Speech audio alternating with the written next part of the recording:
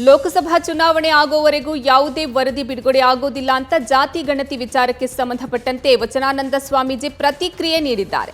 ನಮ್ಮ ಪ್ರಕಾರ ಯಾವುದೇ ಜಾತಿ ಗಣತಿ ಬಿಡುಗಡೆ ಆಗಲ್ಲ. ಇದು ಬರೀ ಸೃಷ್ಟಿ. ಎಂಪಿ ಚುನಾವಣೆ ಆಗೋವರೆಗೂ ಏನೂ ಆಗೋದಿಲ್ಲ. ನಮಗೂ ಗೊತ್ತಿಲ್ಲ, ನಿಮಗೂ ಗೊತ್ತಿಲ್ಲ, ಬರೀ ಊಹಾಪೋಹ. ಅಧಿಕೃತವಾಗಿ ಸರ್ಕಾರ ಹೇಳಿದ್ದು ಸತ್ಯ.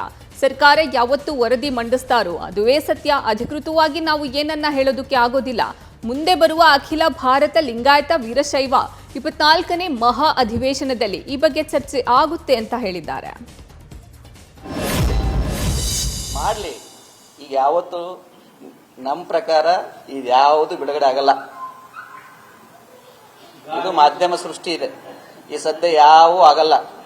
ಈ MP ಎಲೆಕ್ಷನ್ ತನಕ ಏನೇನು ಆಗಲ್ಲ, ಚರ್ಚೆ ಆಗುತ್ತೆ ಅಷ್ಟೇ. ಇದು ಮಾಡಲಿ, ಈಗ ಯಾವತ್ತು ನಮ್ಮ ಪ್ರಕಾರ ಇದ್ಯಾವುದು ಬಿಡುಗಡೆ ಆಗಲ್ಲ. ಇದು ಮಾಧ್ಯಮ ಸೃಷ್ಟಿ ಇದೆ. ಈ ಸದ್ಯ ಯಾವೂ ಆಗಲ್ಲ.